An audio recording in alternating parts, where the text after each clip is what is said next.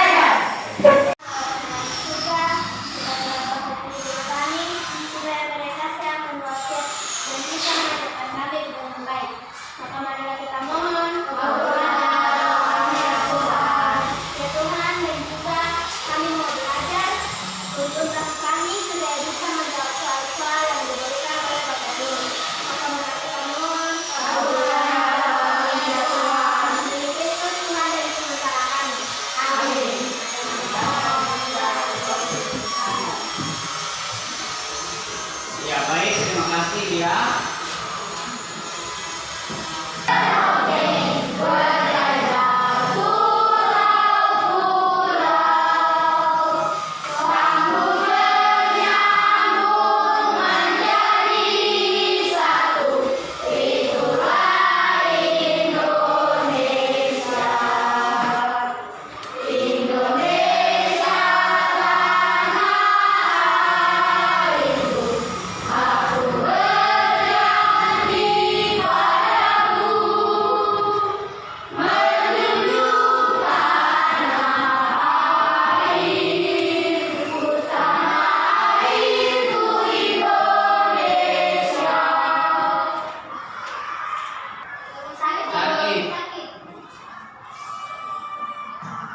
Leticia, Stenia, Aurel, Kasia, Raimundus, Rivaldo, Topan, Veronica, Yona.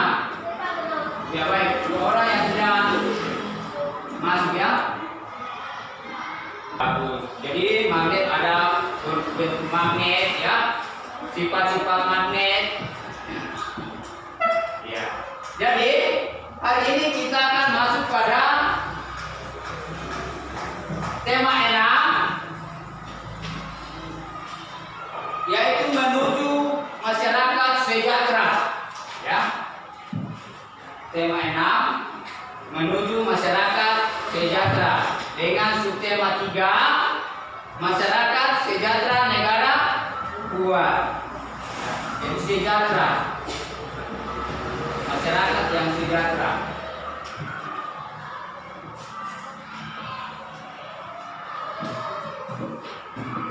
Ya, kalian pasti pernah ke toko buku. Di toko buku itu apa yang kalian lakukan? Ya, buku. Jika buku dalam keadaan segel, bagaimana? Kalau disegel ya. Nah, bagaimana caranya kalian sehingga bisa mengetahui kira-kira atau bagaimana cara kalian memperkirakan apa isi dari buku tersebut sedangkan bukunya disegel? Ya, jadi tentu kalian apa? Apa yang pertama kalian? Baca judulnya. Ya, baca judulnya. Kenapa? Karena biasanya dari judul buku menggambarkan isi teks, isi dari buku tersebut. Jadi kita bisa memperkirakan isi sebuah buku dengan membaca judulnya. Nah, begitu juga dengan teks non fiksi. Teks non fiksi. Kita bisa mengetahui apa isi teksnya dengan membaca judul. Nah, sini siapa yang biasa mencuci tangan? Ya, mencuci tangan di rumah ya sebelum makan. Kenapa? Karena itu wajib kita lakukan, mencuci tangan untuk menjaga kesehatan. Kenapa? Karena banyak kuman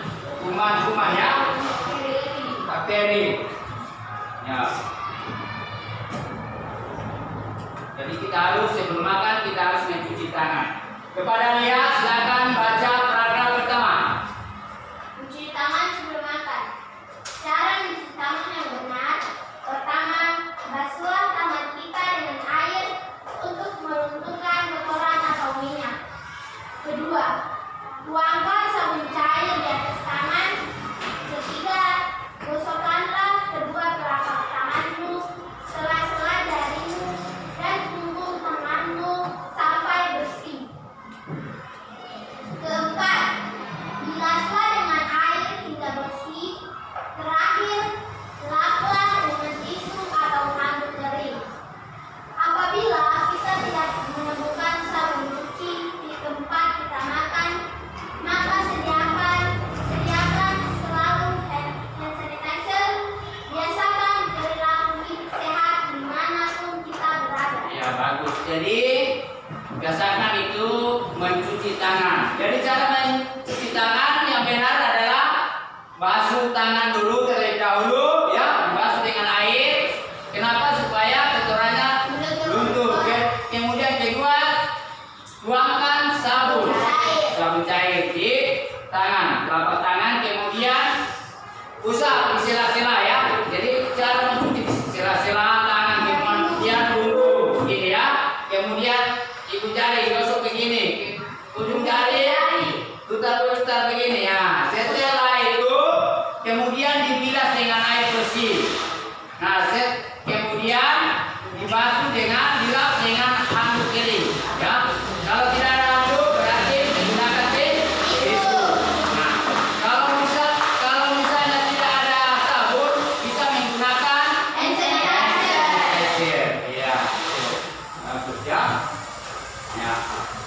Kemudian memperkirakan informasi, memperkirakan kita kira-kira seperti tadi Bapak Guru sampaikan, memperkirakan isi teks buku itu yaitu kita harus baca judulnya. Begitupun dengan teks non fiksi. Nah, siapa yang tahu apa itu teks non fiksi? Teks non-fiksi adalah teks yang berisi informasi berdasarkan fakta atau kenyataan. Ya bagus.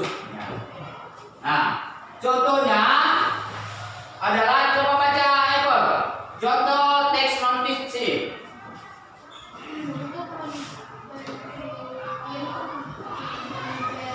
Misalnya buku kesehatan, esai,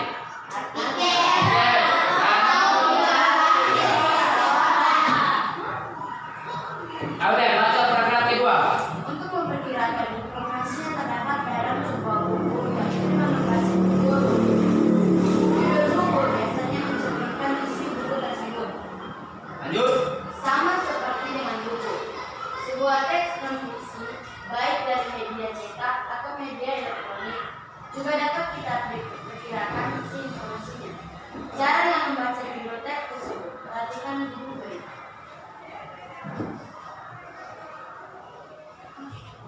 Pola hidup sehat, ya, pola hidup sehat. Aldo baca. Pola hidup sehat. Pola hidup sehat adalah usaha setiap orang agar tubuhnya selalu sehat. Dengan menerapkan pola hidup sehat, kita dapat melakukan aktivitas kita dengan lancar. Berikut yang perlu diperhatikan dalam menjaga tubuh agar selalu sehat.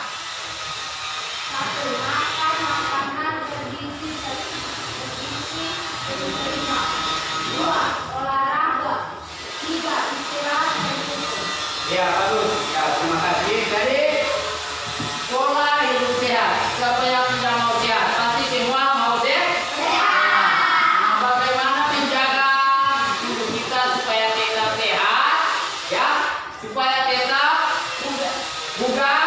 Ya, kita dapat melakukan aktivitas kita setiap hari, yaitu menjaga pola tubuh kita. Yang pertama, makan makanan yang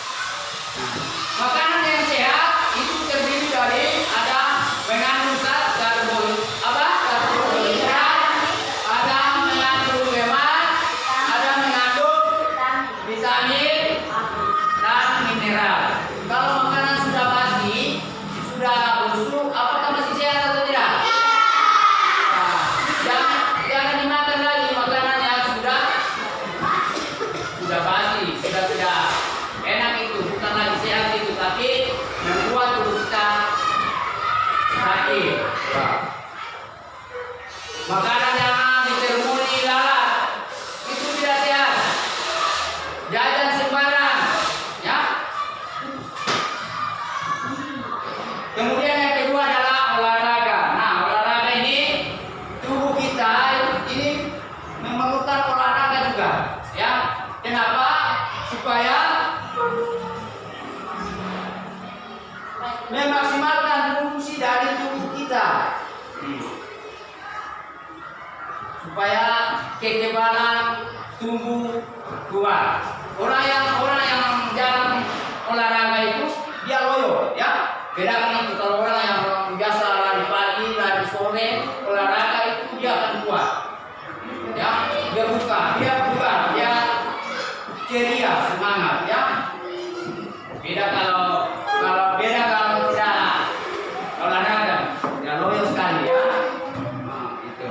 Jadi perlu olahraga. Kemudian yang ketiga adalah istirahat yang cukup. Istirahat yang cukup yaitu tidur. Ada waktu tidur. Jadi nanti kalau kalian pulang sekolah, jangan cuma main, ya. Sudah di sekolah main, pulang sekolah sampai di rumah main lagi sampai malam. Tidak tahu waktu istirahat, tidak tahu waktu belajar. Itu, ya. Jadi untuk menjaga pola hidup sehat, kita perlu makan makanan yang bergizi. Kedua,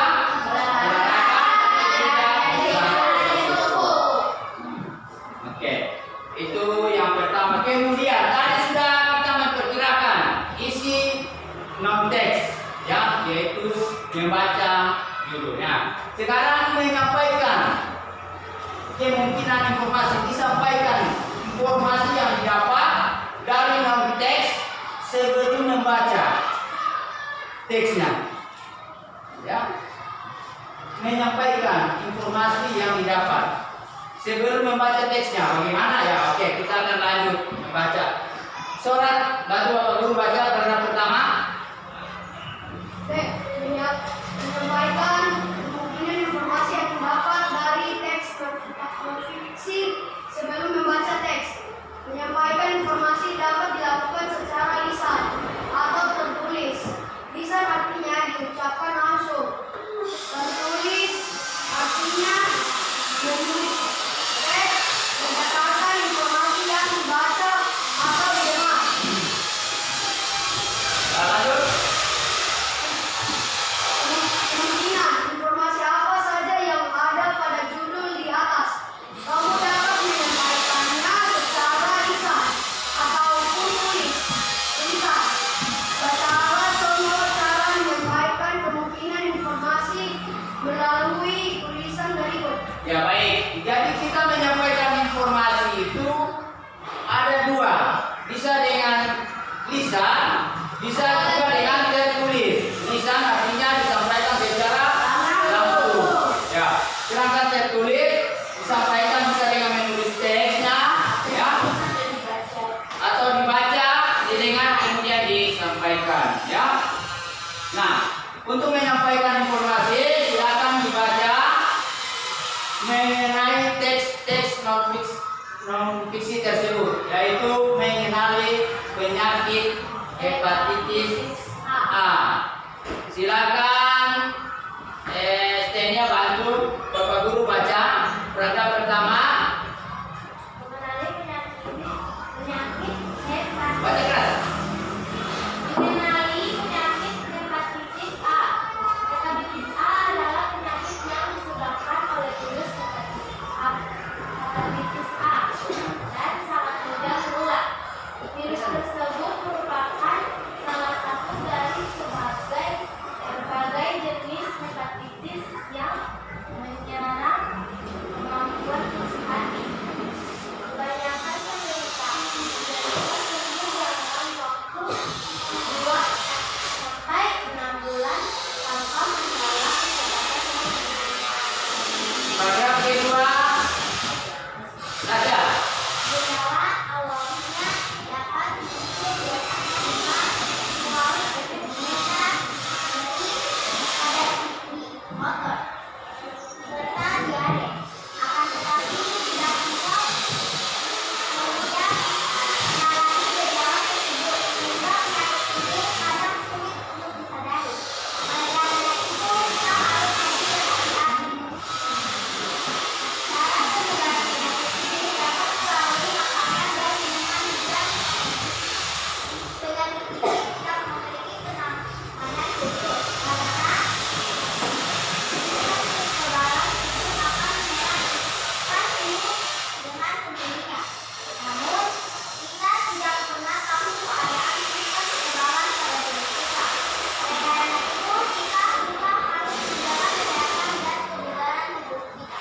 Bagus.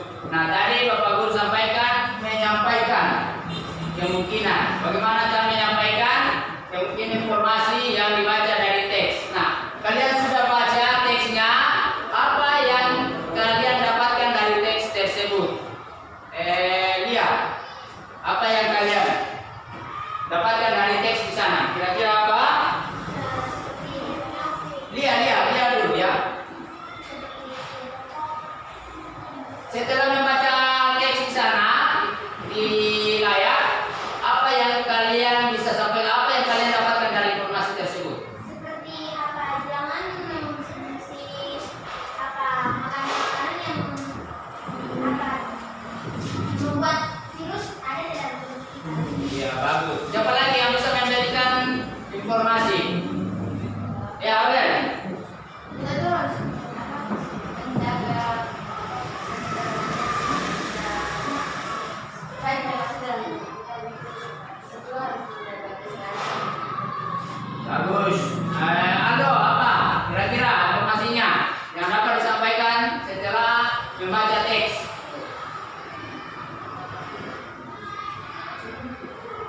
Ya? Bisa mengenali Kalian sudah bisa mengenali apa? penyakit. Gejala hepatitis A itu apa? Bagaimana? Apa? Aldo, gejalanya seperti apa? Ya? Gejalanya seperti mual, muntah, nyeri pada sendi otot, serta diare. Iya, bagus. Guys, di belakang. Ya, cuma main-main di belakang. Ayo, guys. Informasi apa yang dapat kamu sampaikan setelah membaca teksnya? Ayo. Semangat, guys. Ayo. Apa informasi yang guys dapatkan? Sampaikan. Ya. Ayo, guys. Geser. Yang keras ya suaranya supaya bisa kedengaran. Ayo, ulang. Oleh karena itu harus kita menjaga kesehatan dan kegiatan tubuh kita. Bagus, ya bagus. Veronica.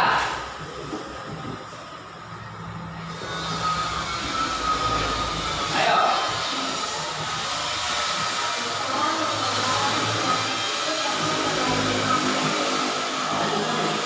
Ya.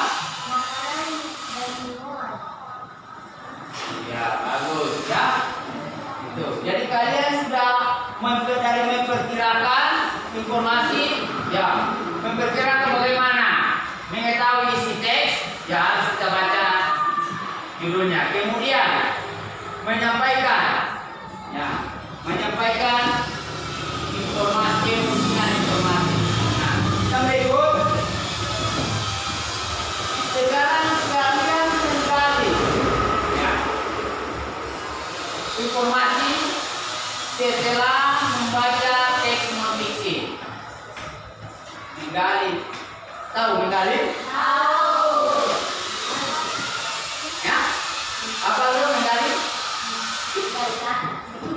Ya, jadi kita bisa menggali informasi setelah membaca teks non fiksi. Ya, dengan cara bagaimana? Menjawabkan yang bertanya. Ya, ini apa namanya? Bantu baca dulu.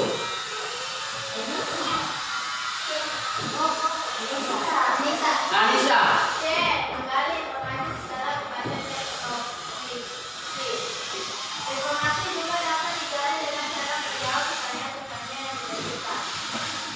Agar dapat menjawab pertanyaan yang diberikan, kamu dapat melakukan hal-hal berikut. A. Membaca keseluruhan teks dengan seksama. B. Mencatat tiap informasi penting dalam teks. C. Membaca setiap soal yang diberikan dengan titik. D. Mencari jawaban-jawaban yang dibuat dari teks yang tidak dibaca. Ya, jadi itu langkah-langkah bagaimana kita menggali informasi. Ya, setelah kita membaca teks. Ya, jadi pertama membaca seluruh teks dengan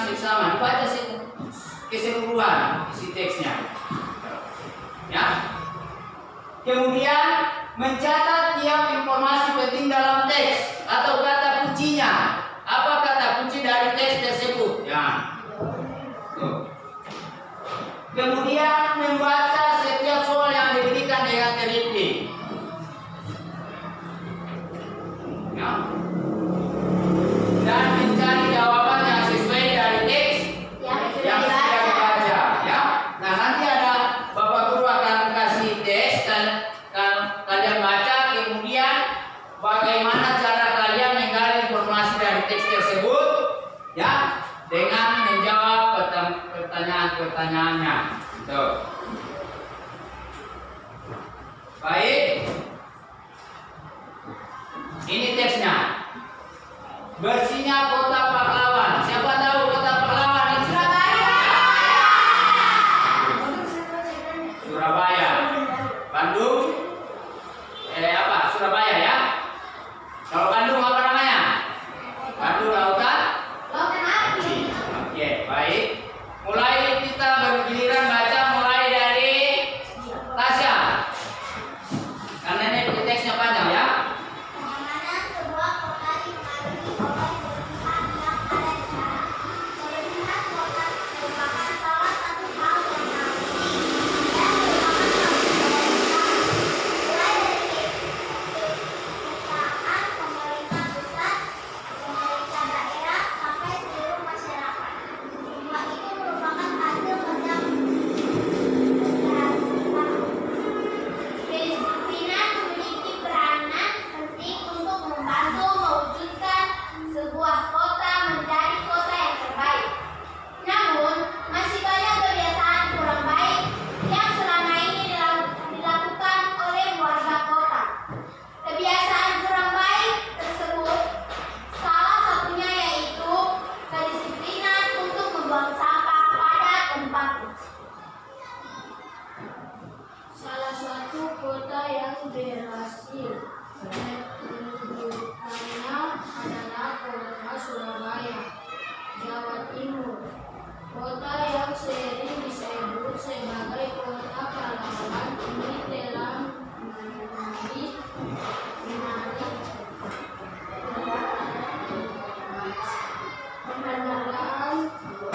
Meraih. Coba baca ulang. Meraih penghargaan global. Global Green City dari Global Forum on Human Settlements di New York, Amerika Serikat. Lanjut. Kota Surabaya menjadi salah satu di antara kota yang mendapat penghargaan. Kota lain adalah Ya.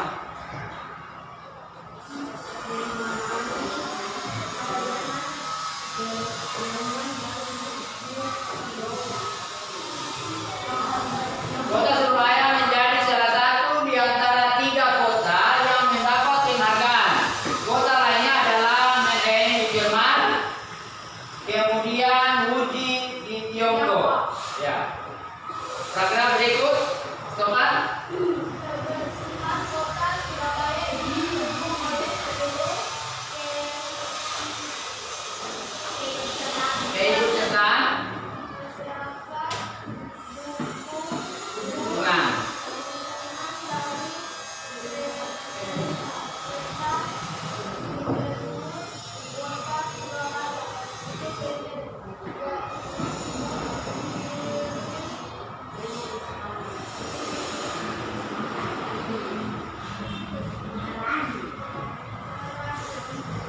Ibu Tri Risma Harini.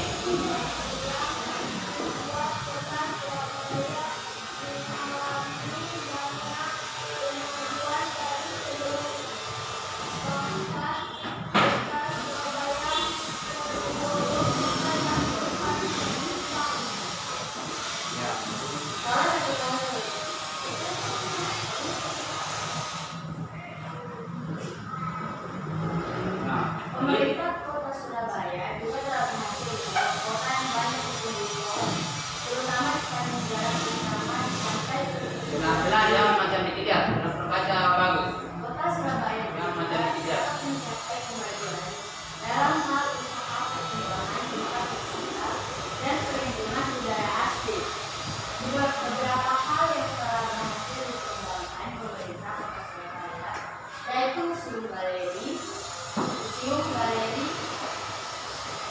ini bioskop, wisata kuliner dan tempat hiburan lainnya. Halo. Kota Surabaya juga ikut ke dalam nominasi kota terbersih di ASEAN. Sebelumnya, kota Surabaya telah menang dalam seleksi antar kota di Indonesia, mendapat nilai tertinggi dengan nilai saing yang ketat, serta menangkan penghargaan sebagai kota terbersih di Indonesia.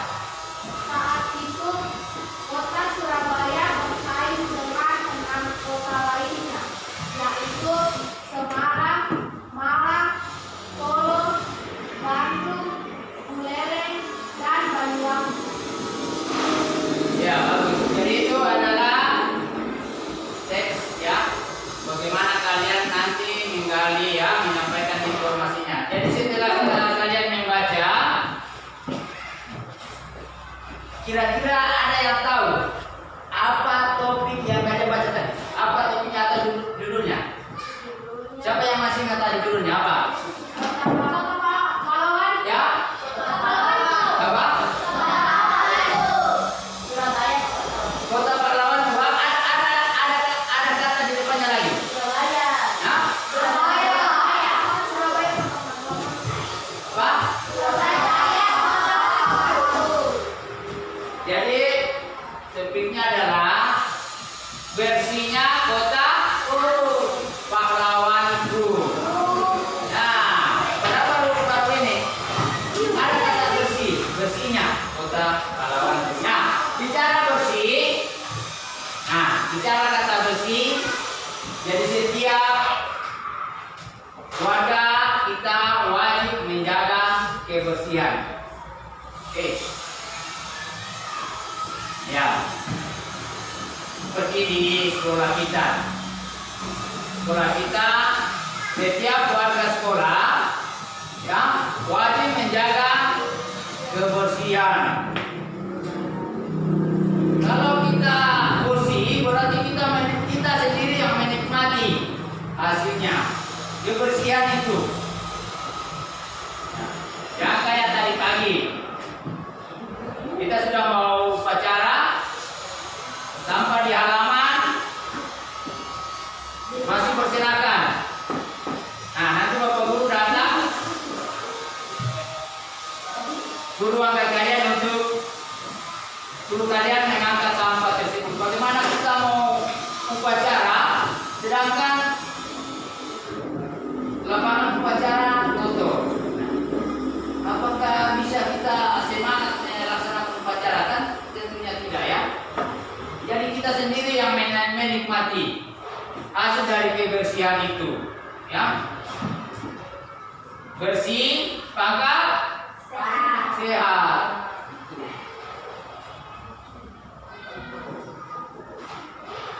Jadi harus ya, jangan disuruh dulu, awel angkat sampah, tidak. Semua. Jadi sudah disiapkan di depan kelas masing-masing, sudah disiapkan tempat sampah, ya. Jadi sampahnya dibuang di tempat itu, di tempat sampah, jangan buang sampah sembarangan. Nah ini, karena pemerintah Kota Surabaya ya menerapkan kebersihan, ya wajib warganya menjaga kebersihan, maka mendapat penghargaan. Ya, wali kotanya diberi kemarin, ya.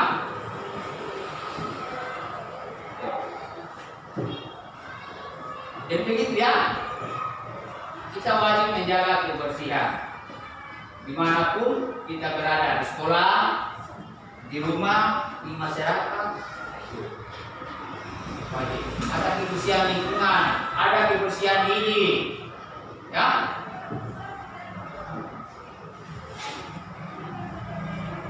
Itu wajib.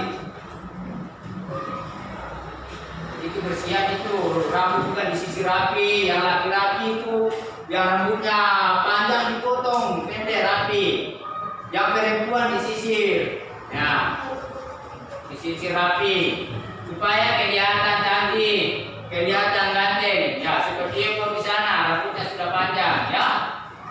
Jadi sebelum mid semester nanti dipoto ya. Oke, bagus.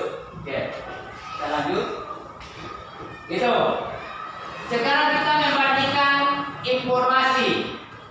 Ya, membandingkan informasi setelah membaca teks non fiksi. Ya. Sora, silakan baca. Sora.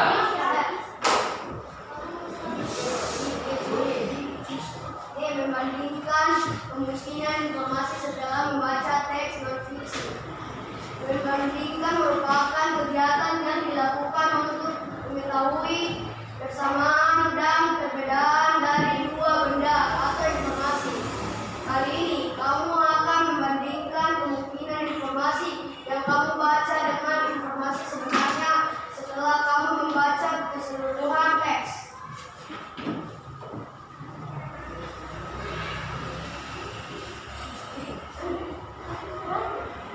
Saya. Selain melalui media tulisan, kamu dapat membandingkan informasi dari sebuah gambar atau visual. Amatilah kedua gambar berikut melalui tulisan persamaan dan perbedaan informasi kedua gambar tersebut. Oke, jadi tadi kita sudah memperkirakan dan menyampaikan hasil perkiraan informasi. Ya, nah sekarang kita membandingkan. Nah, bagaimana membandingkan yaitu untuk melakukan perbandingan dari dua, misalnya dua gambar tersebut. Dibandingkan bagaimana persamaannya, bagaimana perbedaannya, ya, itu. Nah, dari layar tersebut ada dua gambar. Amati gambar tersebut, ya. Jadi kalian amati gambar yang di sana. Lalu sampaikan apa perbedaan dan persamaannya. Ya, sampaikan apa perbedaan dari kedua gambar tersebut dan juga persamaannya, ya. Silakan Bapak Guru kasih waktu mengamati, diamati, ya, kalian amati gambar bagaimana gambar pertama, gambar kedua, kemudian Bapak Guru sebentar, Bapak Guru akan tunjuk, ya. Siapa yang bisa sampaikan? Bisa membandingkan. Gambar pertama itu ya pemberian vitamin A kepada anak-anak. Gambar satu. Kemudian gambar kedua ya memeriksakan gigi di dokter gigi. Bisa, ya. Jadi kalian kira-kira bisa membandingkannya. Bisa? Siapa kira-kira? Sudah? Ada dulu, maju di depan.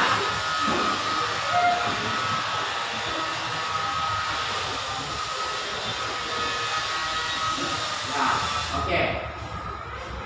Silakan Ando. Dari kedua gambar tersebut itu yang gambar pertama memberikan vitamin A untuk Ya, sudah situ, ya. Sudah sana, sudah sana. sedangkan perbedaan foto gambar yang kedua dia sedang mencabut gigi atau Apa perbedaannya? perbedaannya foto pertama itu diberikan vitamin A. Nah, terus Yang gambar kedua perbedaannya yang mencabut gigi atau bagus, tahan dulu. Oke. Iya, silakan. Apa persamaan dan perbedaan dari kedua gambar tersebut? ya, persamaannya adalah pertama gambar pertama kita membandingkan atau mempersamakan, ya. Jadi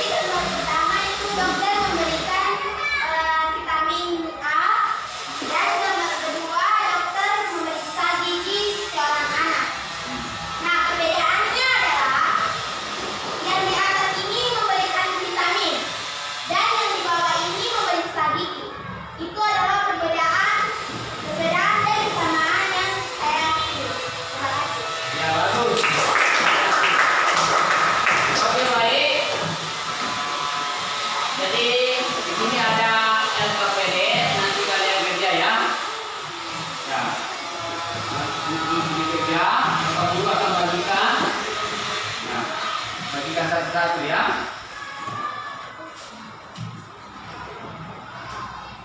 Dibaca teksnya, jadi baca petunjuk ya.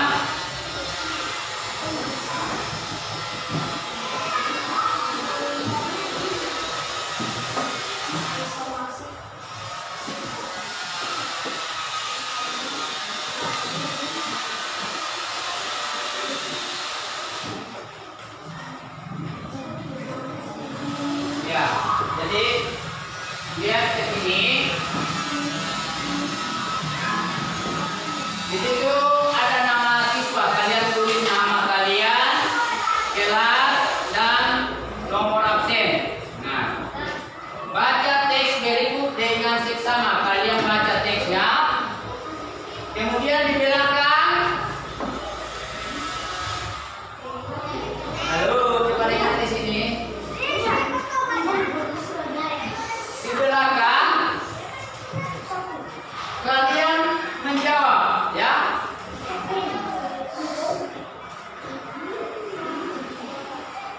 Kalian menentukan kalimat utama dari masing-masing paragraf. Ya, tentukan paragraf pertama apa kalimat utamanya. Kalimat kedua apa kalimat utamanya. Ya. Paragraf ketiga. Jadi ada kalimat utama dan ada kalimat gagasan utama ya. Kemudian setiap paragraf ditentukan ya. Bisa silakan ditulis nama dengan kelasnya, oke? Ya kalau tidak apa nomor absennya ya nanti kita tuliskan saja ya. Oke, silakan kerja.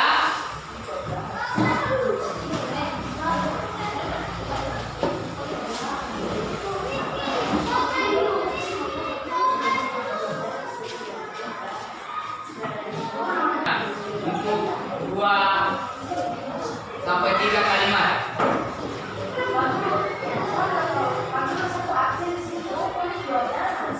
Sudah benar, tidak usah ini, kosongkan saja nomor absennya. Kosongkan sudah.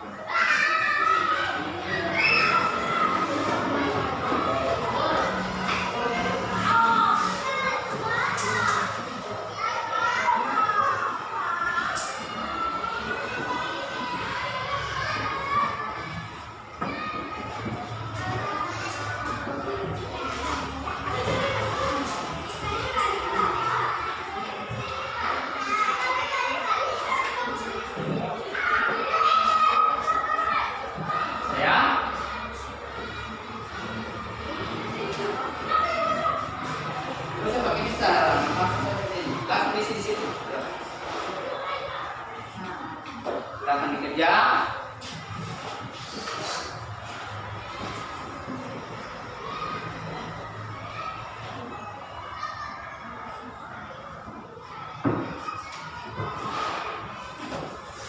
Nama ya. Sudah.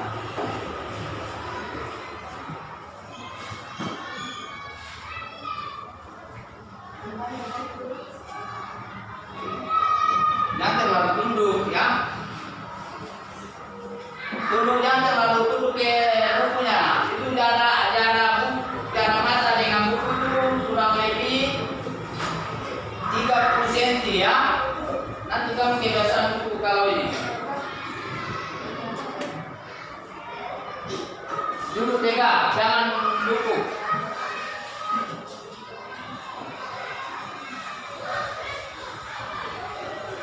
Jadi posisi buku, ingat coba lihat ke sini. Menulis itu yang ini kan menulis. Nah, buku itu agak di sebelah kanan sedikit ya, agak sebelah kanan. Jadi bukunya itu posisi buku ini begini. Nah, buku agak di sebelah kanan sedikit ya, kemudian menulis. Tidak tunduk begini ke bawah, ya. Nanti bukunya tulang belakang ini, bengkok. Sekarang kebiasaan, jadi duduk dengan bagus. Ya, tidak.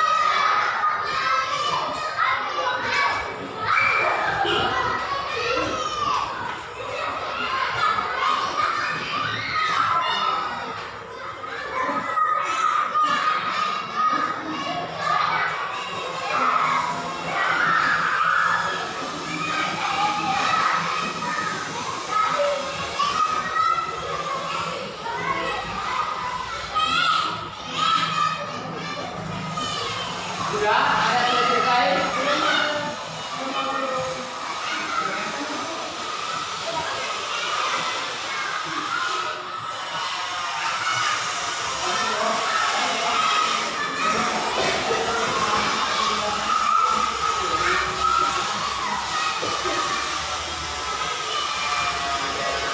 Sudah? Oke. Baik. Kita lanjut. Nanti tutupannya. Ya. Siapa yang tahu foto yang ada di layar? Ekor. Itu kira-kira apa?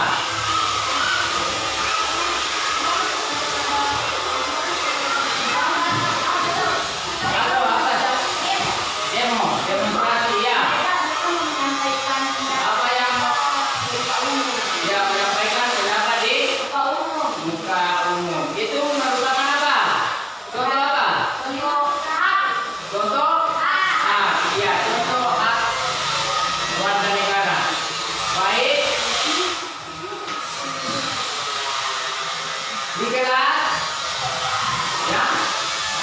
Kalian sudah belajar tentang hak dan kewajiban ya.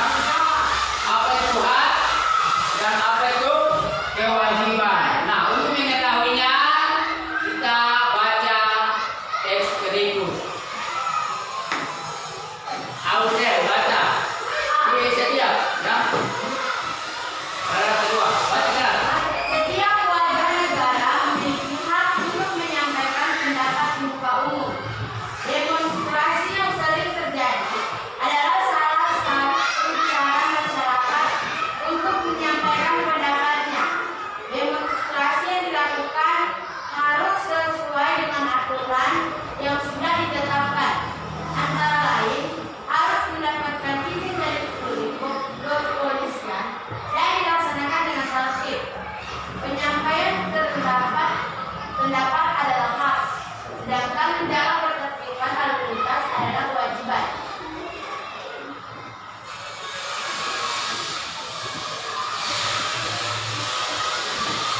Ya, baik. Jadi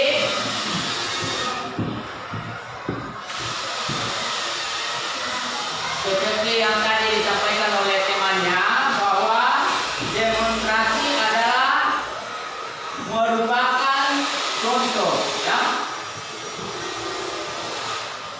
Menyampaikan hak pendapat di muka umum. Nah, bagaimana menyampaikan pendapat yang baik supaya jangan mengganggu ketertiban orang lain? Ya, pertama bagaimana? Kalau mau demo, minta izin dulu di kepolisian. Ya, kemudian demo yang jangan anarkis, sampaikan dengan tertib. Nah, supaya pengguna warga lain, pengguna jalan juga bisa menikmati, ya, menikmati jalan umum, tempat-tempat umum. Tuh, ya. Sama di kelas, kalau mau menyampaikan pendapat, silakan angkat tangan. Permisi Pak Guru, permisi Bu Guru, saya mau tanya. Ya, sampaikan dengan sopan. Disampaikan dengan tertib.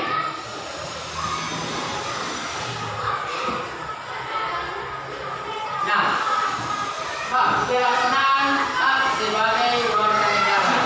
Bicara hak, ya bicara hak, kalian tahu apa hak saya sebagai siswa, apa hak saya sebagai anak di rumah, ya.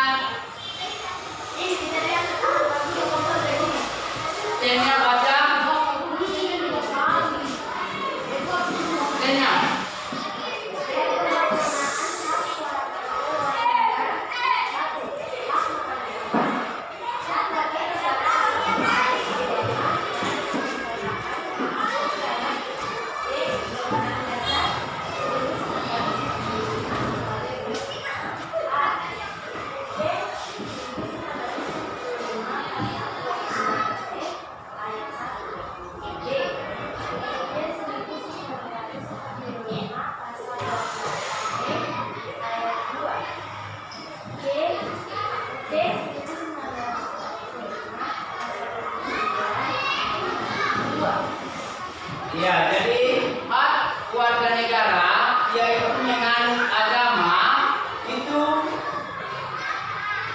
diatur dalam Undang-Undang Dasar 1945, yaitu pasal 28E ayat 1 dan 2, kemudian pasal 29 ayat 2. Nah, apa bunyi pasal 28E ayat 1? Bunyinya adalah setiap orang bebas memeluk agama dan beribadat menurut agamanya, memilih pendidikan dan pengajaran, memilih pekerjaan, memilih kewarganegaraan, memilih tempat tinggal, wilayah negara dan data tetap berhak untuk kembali. Tuh, ya.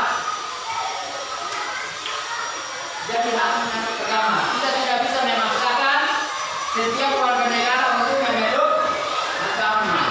Ya. Sama dalam berteman. Berteman itu jangan pilih-pilih teman. Kita berteman dengan siapa saja. Entah itu dari agamanya apa, sukunya apa, ya, daerah mana, kita bebas berteman, ya, jangan memilih-milih. Ya, itu namanya rasis kalau memilih teman, ya.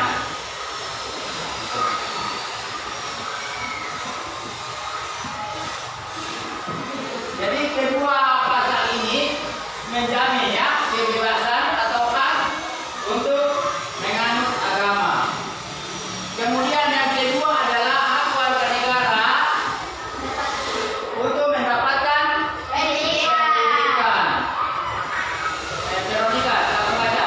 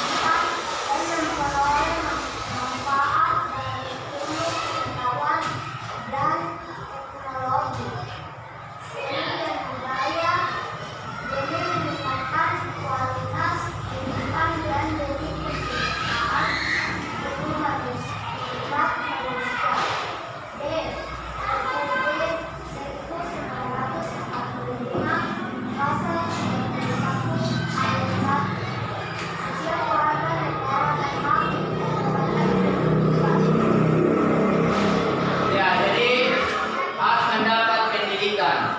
Jadi pendidikan itu adalah pilar utama dalam kemajuan bangsa, ya. Pendidikan dan teknologi itu akan menentukan sebuah bangsa bisa maju, ya, dan berkembang, bisa menjadikan bangsa menjadi kuat, ya, dan mampu bersaing di dunia internasional. Nah, hak pendidikan itu, hak mendapat pendidikan itu diatur di dalam undang-undang, yaitu pasal 28C ayat 1. Tadi sudah dibacakan apa bunyi dari pasal tersebut.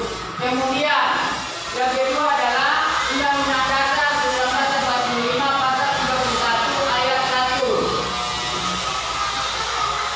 Silakan dia baca.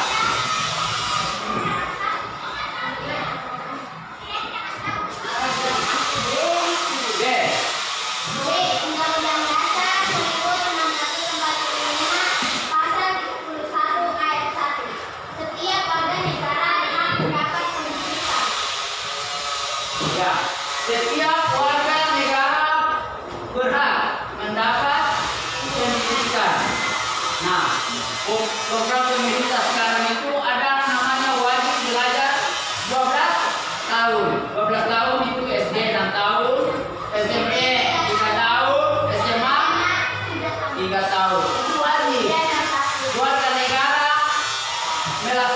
pendidikan itu.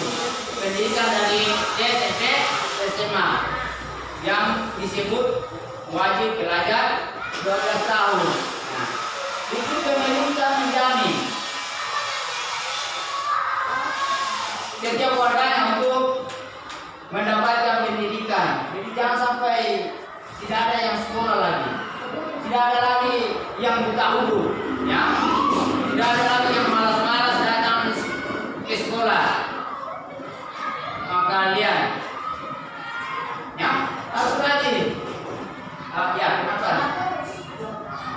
Ya 12 tahun. Kan tadi Bapak sudah jelaskan, Bapak Guru jelaskan SD 6 tahun, SMP 3 tahun, SMA 3 tahun, jadinya 12 tahun. Itu wajib didahului. Ya, karena itu merupakan hak setiap warga negara, ya, dan diatur oleh Undang-Undang Dasar. Ada pasalnya itu mendapat pendidikan. Ya.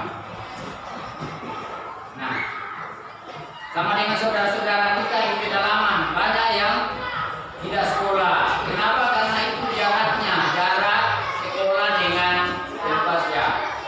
tempat tinggalnya jauh. Harus melewati laut dengan darat baru bisa. Guru-gurunya pun begitu. Kenapa? Karena kebanyakan gurunya ada di dalam kota. Ya. Maka banyak saudara-saudara kita yang tidak seperti kalian. Kalian beruntung karena di dalam kota, ya. Tetapi kalian malas. Tidak boleh malas. Banyak saudara-saudara kita yang mau belajar. Ada yang belajar di lantai, ada yang cuma beralaskan papan, ya. Tidak gedungnya tidak seperti ini. Ya, sengaja Bapak Guru tampilkan gambar seperti itu. Saudara-saudara kita juga di pedalaman belajarnya apa adanya, ya. Tapi mereka antusias, ya, tetap semangat belajar menuntut ilmu. Ya, mereka ke sekolah menggunakan, syukur kalau ada seragam sekolah. Mereka pakai baju biasa, tidak pakai sepatu, ya. Ya, orang Papua bilang kaki kosong, ya. Tidak alas kaki. Mendapat pendidikan. Kemudian hak yang berikut adalah menyampaikan pendapat. Ya, dia. Iya. Perhatikan ke sini dulu, ya. Nanti. Kok baca.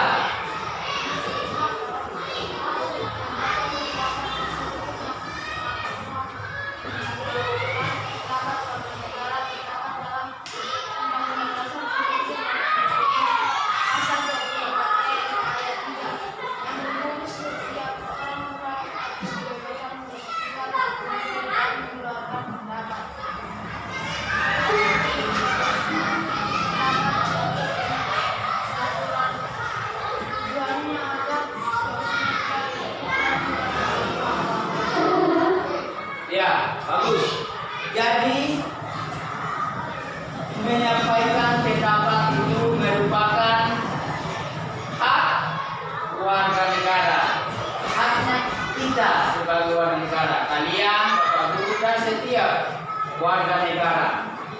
Ya, menyampaikan, menyuarakan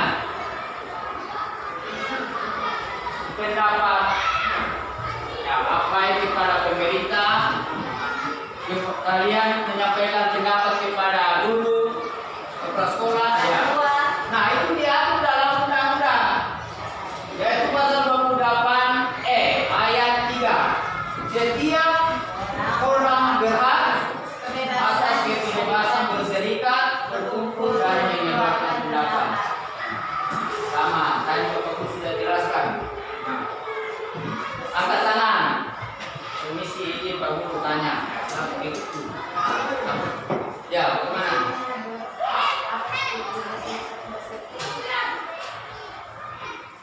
Berkumpul, berserikat. Nah, jadi seperti bersama-sama. Ya. Nah, cara menyampaikan diatur dengan peraturan. Ya, tujuannya supaya ada ketertiban. Ya.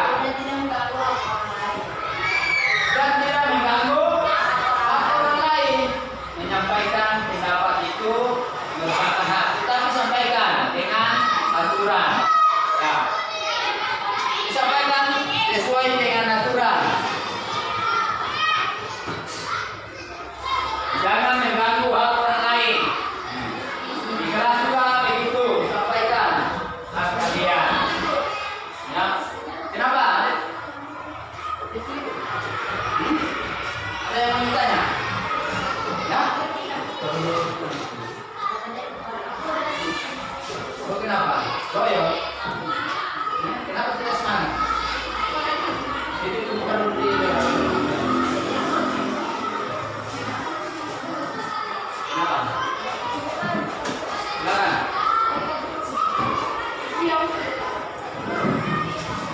Ya, gantian. Oke, yang berikut adalah hak memperoleh pekerjaan dan imbalan.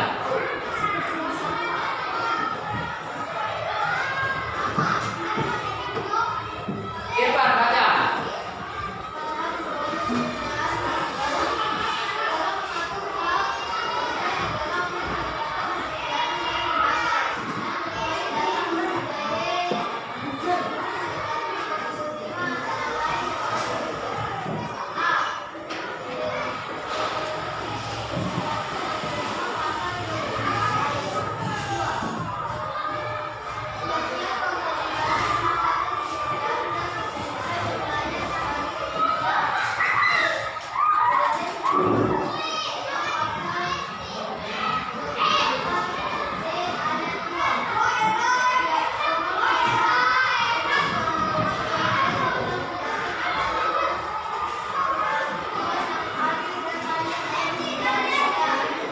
Iya, bagus. Jadi kalau membaca itu baca yang keras ya. Jadi memperoleh pekerjaan dan imbalan. Jadi bekerja adalah salah satu cara untuk apa? Untuk mendapatkan apa yang didapatkan kalau kita bekerja? Uang atau enggak? Gaji, ya, atau upah. Nah, tujuan kita bekerja adalah untuk apa? Untuk memenuhi kebutuhan sehari-hari, betul. Nah, jadi kita bekerja supaya kita digaji, diupah untuk memenuhi kebutuhan sehari-hari, kebutuhan hidup. Nah, pekerjaan atau imbalan atau gaji atau upah itu diatur dalam undang-undang. Nah, ya, yaitu Undang-Undang Dasar 1945 pasal 27 ayat 2 dan pasal 28D ayat 2. Itu undang-undang yang mengatur tentang hak memperoleh pekerjaan dan imbalan. Jadi setiap warga negara berhak memperoleh pekerjaan dan imbalan. Jadi orang bekerja berarti dia mendapat gaji. Ya.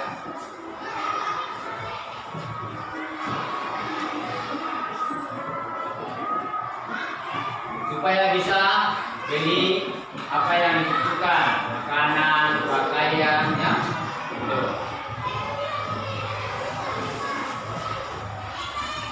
Dan pemerintah juga menentukan upah. Ya. Pada setiap pekerjaan ada namanya UMR, UMP, ya. Jadi setiap daerah ditentukan. Misalnya di Papua ada namanya upah minimum provinsi, ya, UMP. Pemerintah tetapkan dan ya jangan asal wah ini bekerja yang punya perusahaan atau CP sebebasnya menggaji karyawan, tidak, itu sudah ditentukan ya upah dari setiap pekerja. Nah, iya, nah makanya kalian harus rajin belajar supaya mendapatkan pekerjaan yang juga bisa. Oke, lanjut. Yang kelima adalah masa hukum. Siapa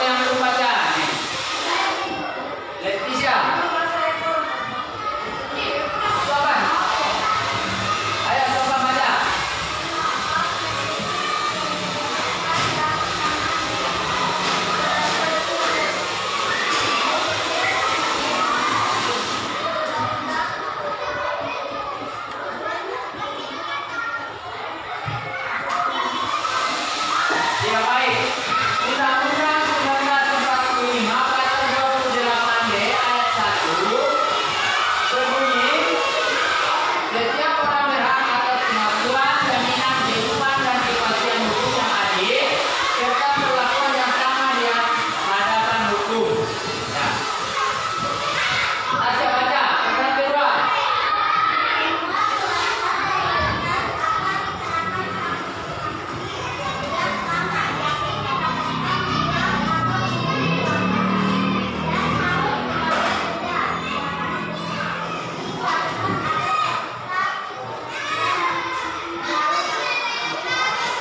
Ya, seperti melanggar lalu lintas. Jadi kalau kita melanggar lalu lintas, maka kita dapati sanksi, yaitu ditilang, dapatkan tilang, tidak pakai helm, ya, pada saat kena roda dua, tidak punya SIM, apalagi masih di bawah umur sudah balap-balap motor, ya, menggunakan knalpot racing.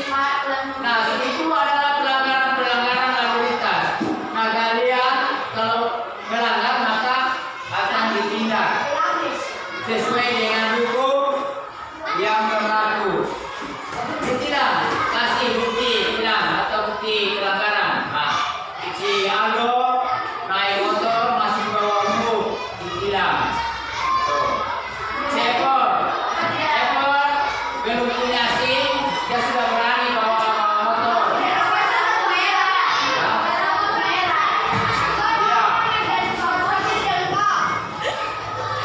Dia bawa motor tidak menggunakan helm dan juga tidak membawa surat kendaraan. Itu pelanggaran. Dia menerobos lampu merah.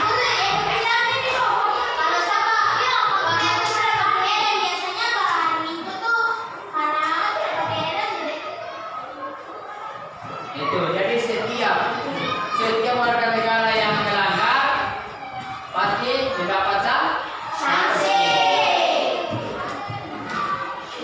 Yes.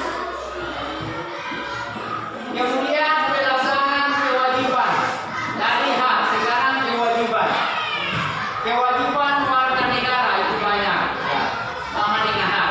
Dari kewajiban kita harus dahulukan kewajiban baru mendapatkan hak.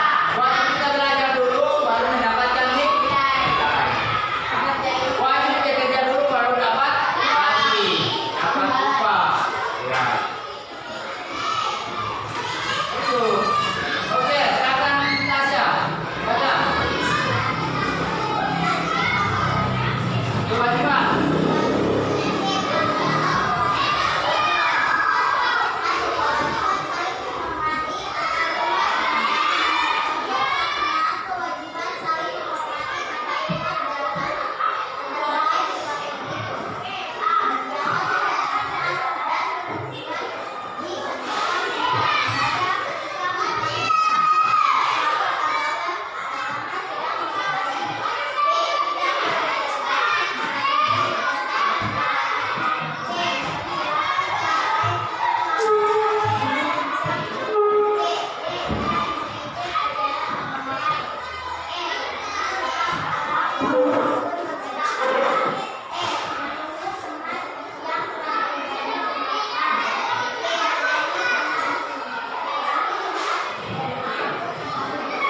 Ya, bagus.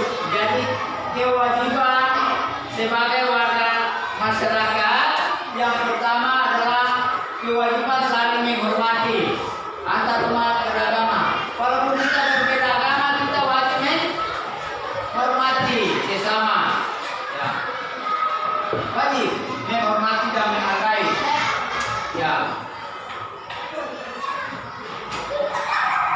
Wajib berteman dengan siapapun walaupun kita berbeda agama. Ya. Mempersilakan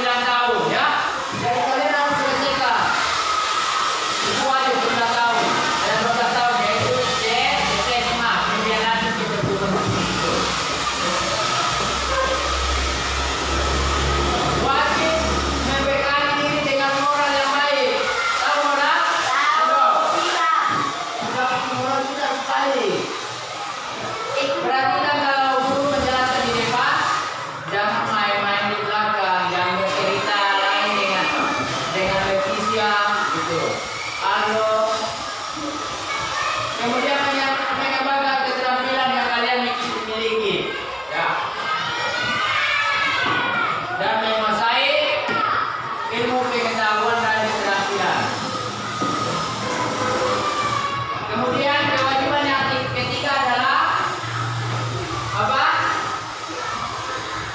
Menaati ketentuan yang berlaku. Iya, baca dia. Undang-Undang Dasar 1945 Pasal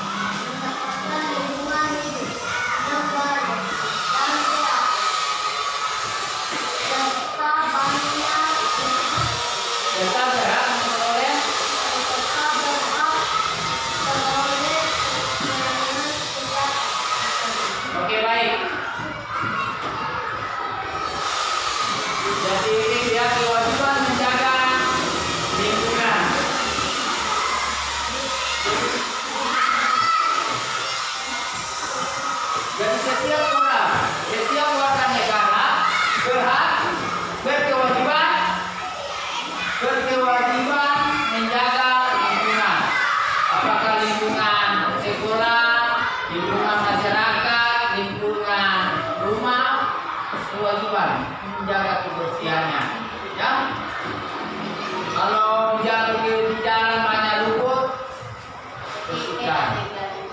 Ikut bergotong royong membersihkan. Guys, mau ke kamar mandi silakan.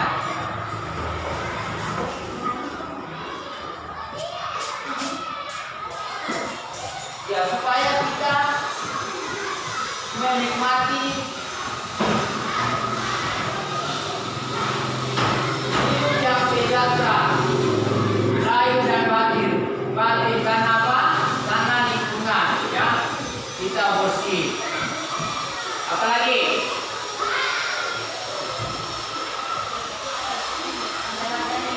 Memperoleh pelayanan kesehatan. Di sekolah juga begitu, ya. Jaga lingkungan supaya kita bersih. Kemudian yang kelima adalah kewajiban membayar pajak. Coba Irfan baca keras. Baca kuat.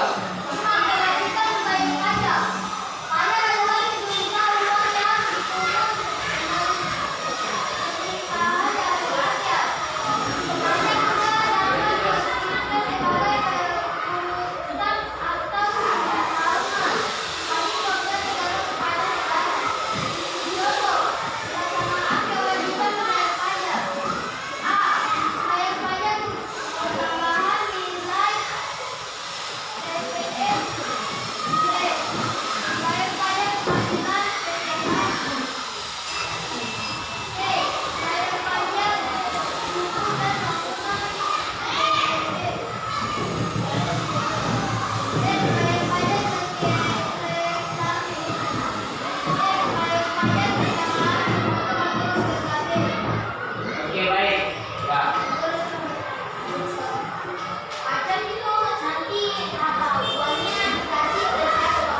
Jadi itu pemerintah pajak. Kita membayar pajak itu adalah iuran yang dipungut pemerintah dari rakyat, ya. Sebenarnya pajak itu dari rakyat untuk rakyat. Ya, pajak yang kita bayar seperti pajak kendaraan bermotor, ya, misalnya mobil motor, ya. Itu setiap tahun. Ada pajak bangunan, ada pajak reklame, ya. Pajak penghasilan, pajak pertambahan nilai. Nah, itu wajib dibayar oleh setiap warga negara, dibayarkan kepada pemerintah, ya. Itu wajib. Misalnya pegawai negeri, itu ada pajaknya setiap gajian, setiap bulan itu mendapat pajak. Ya. PPH, pajak penghasilan. Orang yang pasang reklam di jalan itu ada pajaknya itu, bukan barang pasang reklamnya.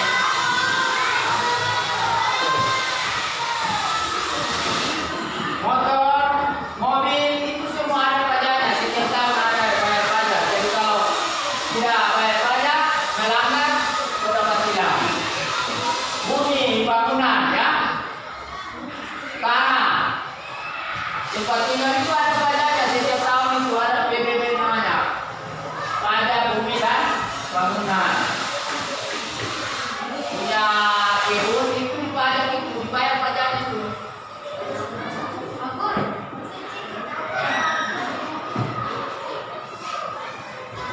Dan setiap tahun ada yang setiap bulan.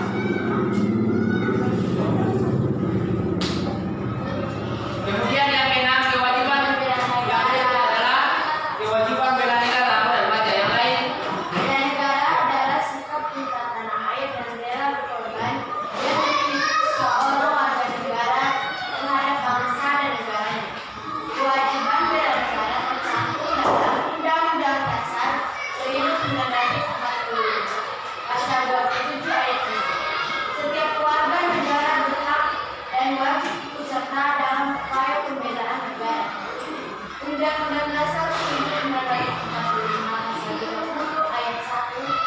Tiap-tiap warga negara berhak dan wajib ikut serta dalam usaha pertahanan dan keamanan negara.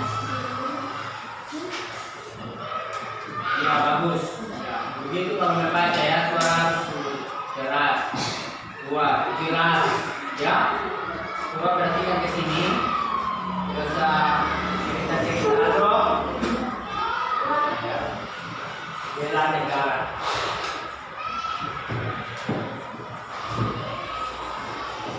Sikap bela negara adalah sikap cinta tanah air dan rela berkorban yang dimiliki oleh seorang warga negara terhadap bangsa dan negaranya.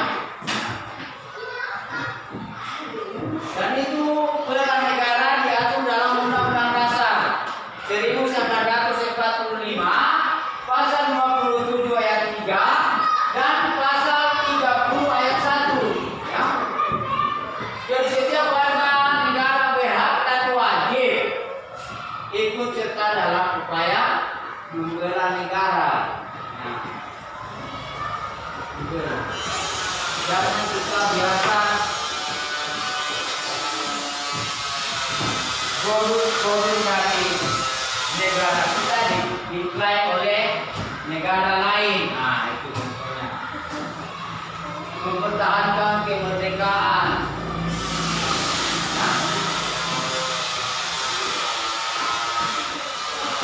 Nah, kemudian yang berikut adalah pelaksanaan tanggung jawab sebagai warga negara. Tanggung jawab setelah kita melakukan hak, kita melakukan kewajiban. Nah, itu merupakan tanggung jawab kita sebagai warga negara. Pasnya selamat membaca pasnya.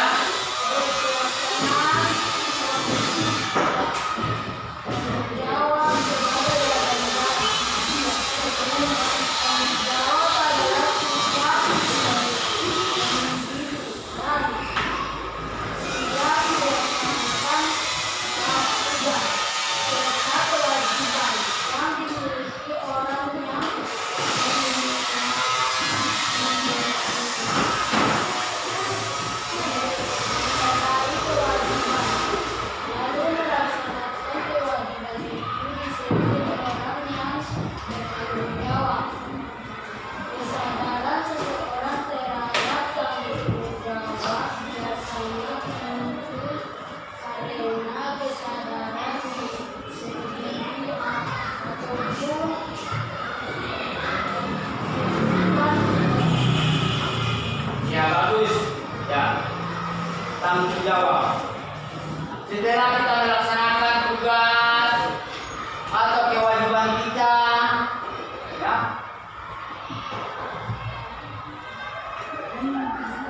Maka kita disebut orang yang bertanggung jawab. Kalau tidak melaksanakan tugasnya, orang itu disebut orang yang tidak bertanggung jawab. Jadi kalau dikasih tugas harus bertanggung jawab. Bertanggung jawab dalam arti laksanakan tugas itu, kerjakan tugas tersebut. Nah, bisa dipahami ya? Bisa Pak Guru. Ya. Kalau dikasih tugas PR, kalian harus bertanggung jawab, selesaikan tugas tersebut, selesaikan PR itu. Nah, kalau pekerjaan rumah, kerjakan di rumah, bukan dikerjakan di sekolah. Nah, itu yang disebut bertanggung jawab. Kita sadar terhadap tanggung jawab tersebut, maka kita harus melakukannya. Ya. Sesuai dengan tuntutan atau tugas kita. Jadi apa yang bertanya? Guru seperti tidak melaksanakan tanggung jawab itu ada di dilakukan seperti Ya. setiap kita itu setiap satu kita pikir bersama.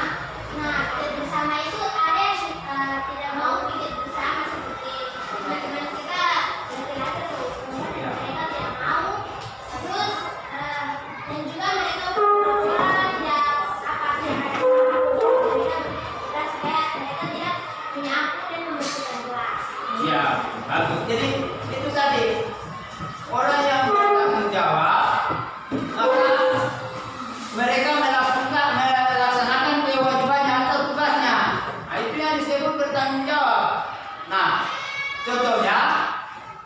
seperti yang sampaikan lihat tadi. Tunggu. Ada yang tidak melaksanakan tanggung jawabnya. Nah, seperti piket dalam kelas. Piket bersama berarti harus semua namanya bersama. Kan sudah sejak dari hari Senin, Selasa, Rabu, Kamis, Jumat itu sudah ada jadwal masing-masing. Kemudian hari Sabtu adalah piket bersama, berarti semua harus melaksanakan piket. Baru disebut bertanggung jawab. Kalau tidak laksanakan kewajibannya itu atau tugasnya itu, berarti itu bukan bertanggung jawab, melalaikan tugas namanya. Bisa dipaham ya? Bisa. Jadi kalian bisa bedakan mana hak kalian, ya? Hak sebagai warga negara, hak sebagai anak, hak sebagai murid, kalian harus tahu itu. Kemudian kewajiban bukan begitu, ya? Laksanakan kewajibannya dulu, baru mendapatkan hak. Nah, kewajiban yang harus dilaksanakan. Kewajiban sebagai siswa di sekolah, siswa jadi anak di rumah, ya, jadi masyarakat, kewajiban harus tahu masing-masing. Kemudian tanggung jawabnya apa? Tanggung jawabnya ya laksanakan kewajiban itu, laksanakan tugasnya. Bisa dipaham ya? Bisa. Nah, anak-anak, dari awal sampai saat ini kita bisa menyimpulkan bahwa teks non fiksi adalah teks yang berdasarkan fakta atau kenyataan. Kita boleh menentukan informasi dengan apa? Memperkirakan informasi apa tadi, kemudian menyampaikan, ya, kemudian apa lagi, menggali informasi. Sudah menggali berarti menyampaikan apa? Ya, membedakan informasi. Jadi bedakan mana kesamaan, mana perbedaan. Kemudian hak, kewajiban dan tanggung jawab. Hak sebagai warga negara apa? Satu, tadi hak menganut. Yang kedua, hak apa? Hak mendapatkan pendidikan. Yang kedua apa lagi? Hak mendapat perlindungan hukum. Apa lagi?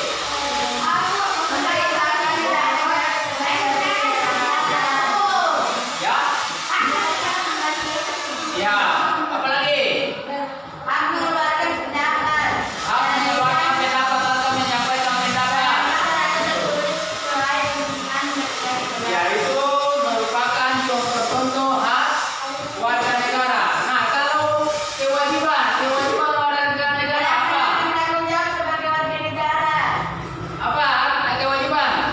Pertama adalah saling menghormati antar umat beragama. Yang kedua, apa tadi? Hak membayar pajak. Ya, apakah itu pajak bumi bangunan, pajak kendaraan bermotor, pajak penghasilan, ya. Apa lagi kewajiban? Kewajiban? Ya, kewajiban mengikuti pendidikan. Wajib pendidikan. Kewajiban apa lagi? Ya, termasuk membayar SPP. Itu sudah di dalam pendidikan. Nah, kewajiban mengikuti, mematuhi peraturan. Kewajiban menjaga kebersihan lingkungan. Ya, kemudian yang terakhir adalah tanggung jawab. Setelah kalian melaksanakan tugas kewajibannya, maka kalian disebut orang yang bertanggung jawab.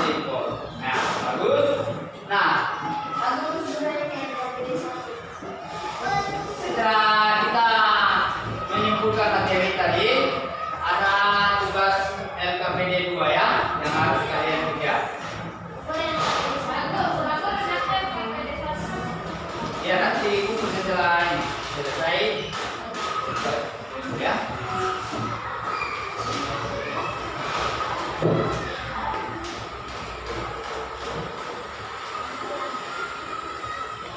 Nah ini akan dinilai ya, jadi ya, KPD 1-nya sudah selesai, berarti sekarang yang KPD 2. Oke, Bapak Guru, coba perhatikan, Bapak Guru sampaikan langkah-langkahnya. Perhatikan ke sini.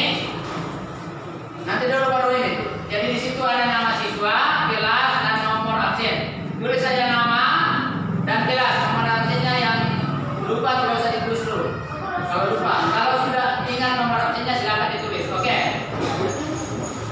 Lakukan pengamatan terhadap perilaku warga masyarakat di lingkungan tempat tinggalmu. Artinya kalian mengamati apa perilaku warga di setiap lingkungan tempat kalian. Bagaimana perilaku warga masyarakatnya. Kedua, identifikasilah perilaku warga masyarakat yang mencerminkan sikap yang mempertahankan kemerdekaan Indonesia. Identifikasi apa, bagaimana perilaku warga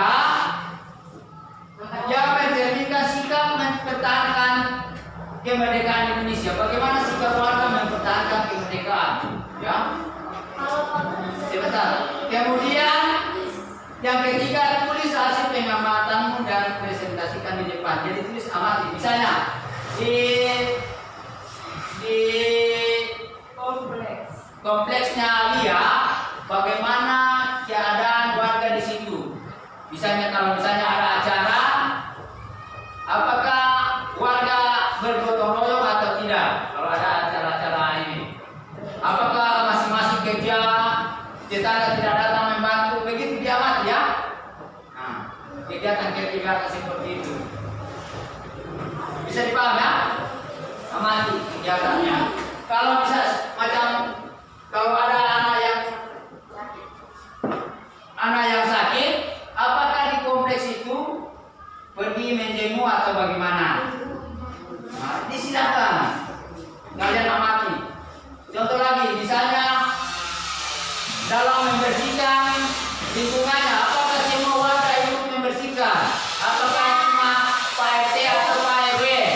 Nah, bisa dipahami ya? Itu sikap-sikap warga masyarakatnya, silakan kalian tuliskan ya. Ya silakan tuliskan bagaimana.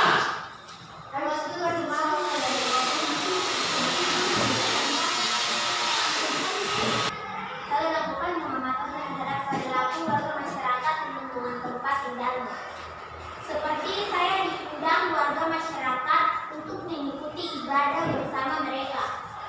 Biarpun berbeda agama, saya tetap mengikuti ibadah bersama mereka karena saya menghormati dan menghargai agama yang dianut warga masyarakat setempat. 2. Identifikasilah perilaku warga masyarakat yang menunjukkan sikap mempertahankan kemerdekaan Indonesia. Saling menghormati, menghargai, dan saling bergotong royong. Bagus. Tangan. Iya, ya, mantap. Oke. Apa lagi? Oke. Lagi dulu ya. Eko. Baca saja yang ada. Ayo baca saja yang ada ya. Yang sudah kau tulis tadi baca ya.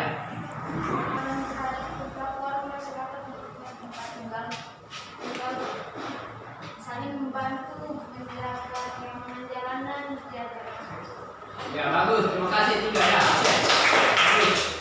Tangan. Yang berikut, April.